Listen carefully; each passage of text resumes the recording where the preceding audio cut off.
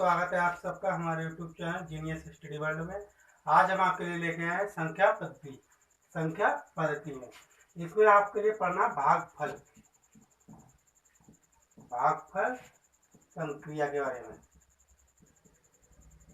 जानेंगे। संख्या पद्धति में भागफल संक्रिया के बारे में। संक्रिया में हमें पता है चार चीजें होती हैं। एक क्या होती है? भागफल होता है, एक होता है भागफल, एक होता है भाज्य, एक होता है भाजक और एक होता है हमारा शेषफल। भाग संक्रिया में ये हमारी चार चीजें होती हैं। तो नियम क्या होता है? भाजक, भाज्य और इधर आता है हमारा भागफल और यहाँ पे नीचे आता है हमारा शेषफल। ये हमारा इस तरह से ये नियम होता है। जो भी संख्या होता है भाजक से हम क्या करते हैं? भाग करते जाते हैं। यहाँ पर हम भागफल जो भी आता रहता है उसको लिखते रहते हैं और नीचे हमारा क्या होता है? शेषफल, जो कि इससे भाजक से हमारा छोटा होता है। तो इस तरह से अगर हम इसको डिनोटेशन के रूप में लिखें तो कैसे लिखेंगे? इसलिए लिखेंगे b बराबर a q और ये बट्टे में रहता है r। ये इसमें होता है a बराबर बी क्यू प्लस आर। ये हमारी एक थ्योरम है। और जहां 0 से बड़ा होगा या बराबर होगा, ये जो हमारा शेषफल होगा या तो 0 से बड़ा होगा या बराबर होगा, और ये जो आर होगा ये हमारे भाजक बी से क्या होगा? हमारा छोटा होगा। इस तरह से ये हमारी ये थ्योरम होती है। इसका ये सूत्र है। इस तरह से ये भाग संक्रिया का हमारा कुछ नियम है। इसके बारे में आइए एक का सवाल हल करके देखते हैं। सवाल दे रखा है जो कि भाग संक्रिया पर आधारित है। इसमें एक संख्या है 10,690 को किसी संख्या से भाग देने पर भागफल हमारा कितना? 73 है तथा शेषफल 32 प्राप्त होता है। तो हमें क्या करना है? भाजक। मैं आपको पहले ही बता चुका हूँ भाग संक्रिया में चार चीजें होती है। तो हमें एक दे रखी है, दो ये तीसरी है, तीन चीजें दे रखी है, चौथी चीज हमें निकालनी है। तो इसके लिए हमारा सूत्र क्या होता है? मैंने बताया था आपको, भाज्य बराबर होता है भाजक गुणा भागफल प्लस शेषफल। हमारा यह सूत्र होता है। तो इसी सूत्र में रख के देख लेना है। तो हमें यहाँ पर क्या दे रखा है? इधर दिया है, इधर लिख लेते हैं दिया है। क्या क्या दे रखा है? संख्या दे रखी है जिसको हमें भाग करना है। जिस संख्या को हमें भाग करना होता है उसे क्या कहते हैं? हम भाज्य कहते हैं, भाज्य। तो हमारा भाज्य दे रखा है 10,690। इस तरह से ये हमारा भाज्य हो गया। और क्या दे रखा है? भाग देने पर भागफल। तो भागफल दे रखा है भागफल दे रखा है 73। और क्या दे रखा है? शेषफल।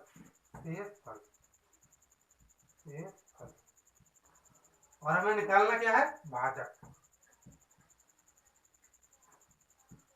शेषफल दे रखा है हमारे लिए 32। इस तरह से हमें भाजक ज्ञात करना है और इनके रिलेशन हमें पता है ये है।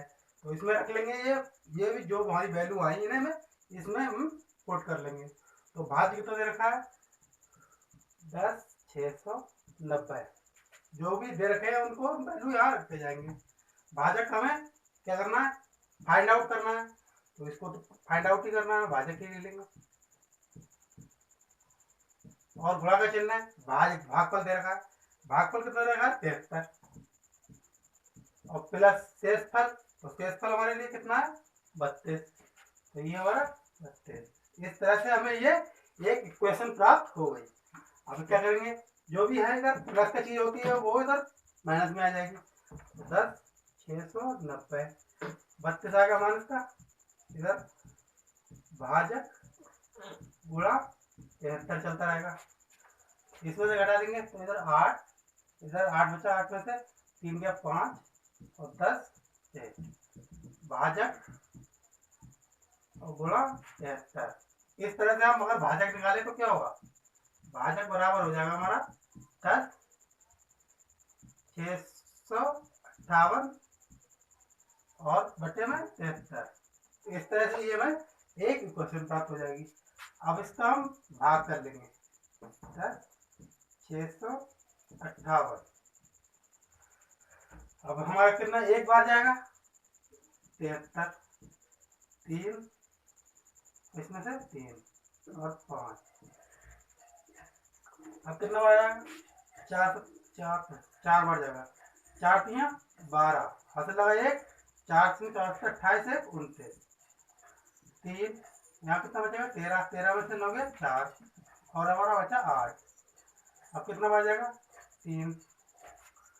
हमारा बार जा रहा है 3 5 6 6 में 18 6 7 42 1 43। इस तरह से हमारा 0 बचा। इस तरह से हमारा कितना बचा सिर्फ 146। तो इसको भाग देने में हमारा 146 प्राप्त होगा। इस तरह से जो भी संख्या प्राप्त हुई वो क्या है भाजक। तो इस तरह से हमारा जो ऑप्शन सही होगा वो बी ऑप्शन है राइट आंसर। इसलिए हमारा 146 भाजक होगा। हमने भाग संक्रिया के नियम के बारे में जाना। अब हम जानते हैं भाजकता के नियम। भाजकता के नियम अक्सर ये एग्जाम में पूछा जाता है। कोई संख्या दे देते हैं, बोलते हैं कौन सी संख्या से ये विभाज्य होगी, उसके कुछ रूल होते हैं, नियम, डिवाइडेड रूल। डिवाइडेड रूल 2 से भाजकता के नियम। 2 से भाजकता के नियम। कोई संख्या 2 से विभाज्य कब होगी? जब उसके इकाई का अंक जब किसी भी संख्या का इकाई अंक 0 हो या सम संख्या हो। सम संख्या कोई भी संख्या है वो 2 से विभाज्य होगी यदि उसके इकाई का अंक 0 है या सम संख्या है, तो वो संख्या 2 से विभाज्य होगी। ये अब हम सभी लोग जानते हैं। जैसे 430 हो गया, 364 हो गया, 88 हो गया, ये सभी हमारी 2 से भाज्य होती है। ये अब दूसरे नंबर पे आती है हमारी 3 से भाजकता के नियम। कोई भी संख्या है वो 3 से भाज्य कब होगी, ये अक्सर पूछा जाता है। कोई भी संख्या है 3 से भाज्य होगी यदि संख्या के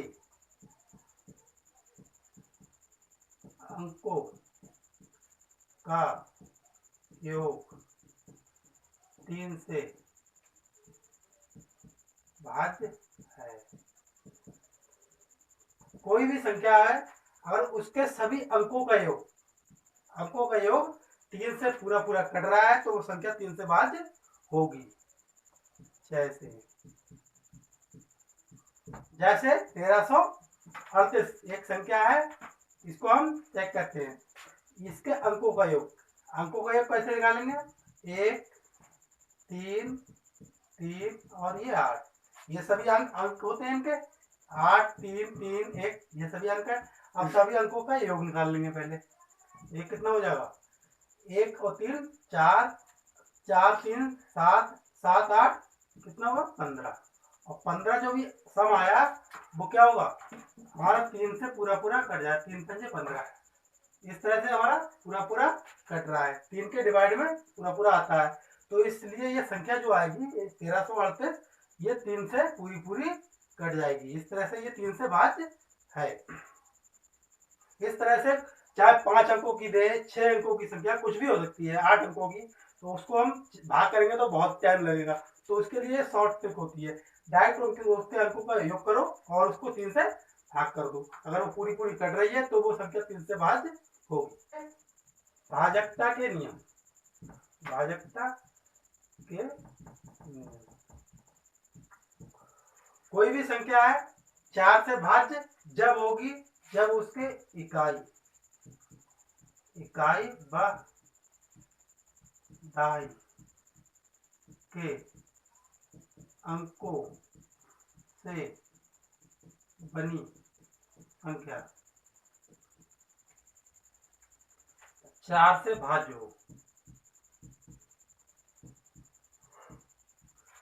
कोई भी संख्या है, चाहे 8 अंकों की हो, 10 अंकों की हो, अगर उसके इकाई और दहाई के अंकों से बनी संख्या अगर 4 से कट रही है तो वह संख्या 4 से पूरी पूरी भाज्य होगी। जैसे 8764 एक संख्या है, इसको हमें चेक करना है 4 से भाज्य होगी या नहीं। तो यहाँ पे हमारा रूल क्या है, इकाई के अंक और दहाई के अंक से बनी संख्या 4 से भाज्य होनी चाहिए। और हमारी ये संख्या 4 अंकों की है, तो हमें सिर्फ इससे मतलब नहीं है कितने अंकों की है, चाहे 10 अंकों की हो, 5 अंकों की हो, 8 की हो, हमें क्या देखना, इकाई और दहाई। तो इकाई और दहाई ये है, इकाई दहाई से बनी संख्या कौन सी हमारी, 64। ये 64 जो संख्या है इकाई दहाई से बनी, इसको हम चेक कर ले 4 से भाज्य है या नहीं। तो इसको चेक कर लेंगे, 4 से काट, 4 × 4 तो 4 × 24, इस तरह से ये पूरी पूरी 4 से कट रही है। तो ये संख्या जो हमारी है ये पूरी पूरी 4 से भाज्य है। 5 से भाजकता का नियम, कोई भी संख्या है 5 से भाज्य होगी यदि इकाई अंक 0, 0 या 5 हो, 0 हो या 5 हो, वह संख्या 5 से हमारी पूरी पूरी भाज्य होगी। इसको सभी लोग पहचान सकते हैं, जैसे 250 हो गई, 365 हो गई। इस तरह से कोई भी संख्या है, चाहे उसके 0 हो या 5 हो, वो संख्या 5 से भाज्य होगी। अगला 6 से भाजकता के नियम,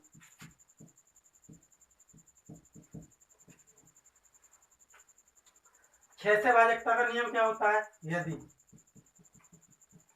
संख्या 2 व 3 से भाज्य है तो वह संख्या 6 से भाज्य होगी। कोई भी संख्या है, अभी हमने सबसे पहले पढ़ाया था 2 से भाज्य के नियम और 3 से भाज्य के नियम, तो दोनों को चेक करके देख लो, 2 और 3 से। अगर 2 और 3 दोनों से वह संख्या भाज्य है तो वह संख्या 6 से भी भाज्य होगी। 7 से भाजकता के नियम,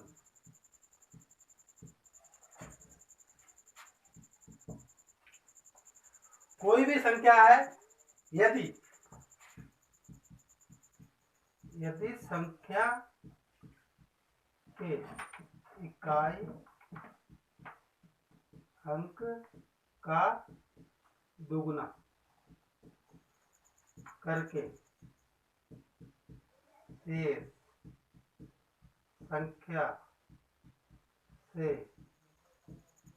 घटाने पर प्राप्त संख्या 0 या 7 से 0 या 7 से भाज्य है। 7 से भाजकता का नियम हमारा है, यदि कोई संख्या है उसके इकाई अंक का हम पहले क्या करेंगे, दोगुना करेंगे, फिर जो भी संख्या बचेगी शेष संख्या उससे उसको घटाने पर जो भी प्राप्त संख्या है वो 0 हो या 7 से पूरी पूरी कट जाए तो वो संख्या 7 से भाज्य होगी।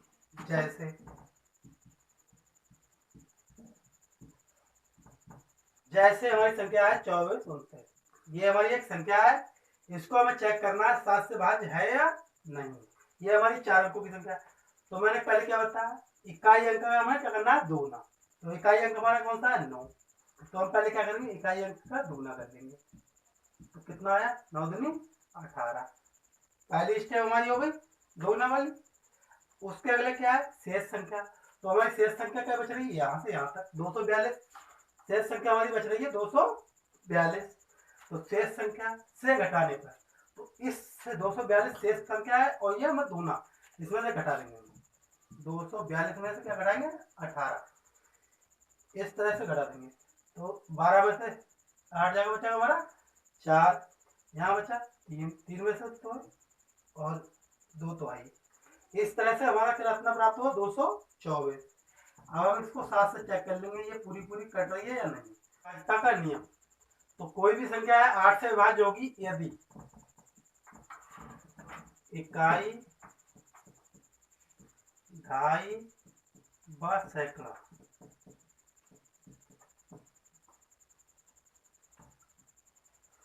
कोई भी संख्या 8 से विभाज्य होगी यदि इकाई, ढाई और सैकड़ा से बनी संख्या 8 से भाज्य है। कोई इतने भी अंकों की संख्या हो, उसके इकाई, ढाई और सैकड़ा, हमें कितने अंक देखने हैं? 3 अंक, लास्ट के 3 अंक देखने हैं। अगर वो 8 से कट रहे हैं तो संख्या विभाज्य 8 से होगी। जैसे 25, 71, 92 एक संख्या है हमारी, इसको हमें चेक करना 8 से भाज्य है या नहीं है। तो हमें क्या देखना? इकाई, ढाई और सैकड़ा, 3 अंक देखने हैं। तो लास्ट के 3 अंक इकाई, ढाई और सैकड़ा, तो 3 अंक हमें कितने आ गए हमारे? 192। कितने भी अंकों की संख्या हो, 5 अंक हो, 6 अंक हो, ये 6 अंकों की है, चाहे 10 अंक हो या 12 अंक हो, हमें कितने अंक लेने हैं? लास्ट के 3 अंक लेने हैं, इकाई, ढाई और सैकड़ा। तो इस तरह से ये संख्या हमारी कितनी होगी? 192। इसको हम चेक करते हैं 8 से भाज्य है या नहीं। तो 8 से करेंगे, 8 दूनी 16, अच्छा कितना? 8 चौक 32, ये 0। इस तरह से ये पूरी पूरी 8 से कट रही है। तो इस तरह से ये संख्या पूरी पूरी 8 से विभाज्य होगी। हमारा 9 से भाजकता का नियम, इसमें भी वही रूल है जो हमारा 3 से भाजकता में था। अंकों का योग, अंकों का योग, उसके अंकों का योग यदि 9 से पूरा पूरा भाज्य है तो वह संख्या 9 से भाज्य होगी। चलो, जैसे ये हमारी संख्या है 29,034, ये 9 से भाज्य है या नहीं, ये चेक करना है। तो हम पहले क्या करेंगे? इसके अंकों का जोड़ लेंगे। तो अंकों का योग क्या आएगा? 2 + 9 + 0 + 3 + 4, तो जोड़ेंगे 9 2 11, 11 3 हमारा 14, 14 4 18, और ये क्या है? 9 का पूरी पूरी कट जाएगी। इस तरह से ये हमारी संख्या 9 से भाज्य होगी। जो 3 का रूल था वहां पे वही 9 का रूल है। 10 से भाज्य करें, ये तो सभी जानते हैं। इकाई अंक क्या होना चाहिए इसका? इकाई अंक 0। इकाई अंक, कोई भी संख्या है उसके इकाई का अंक अगर 0 है तो वो 10 से पूरी पूरी कट जाएगी। ये तो सभी को जान लेंगे। से भाजकता का नियम, यदि संख्या के सम व विषम स्थानों के अंकों का योग अंतर 0 या 11 है। कोई भी संख्या है वो 11 से भाज्य कब होगी? यदि संख्या के सम और विषम स्थानों के अंकों का योग का अंतर 0 हो या 11 हो। जैसे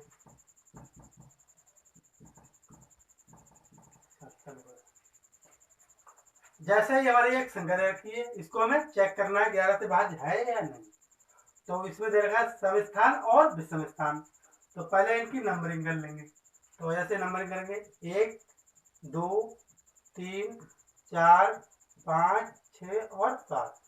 इस तरह से हमने नंबरिंग कर ली। पहला 1 2 3 4 5 6 7। नंबरिंग हमेशा इस हिसाब से करेंगे, हम कैसे?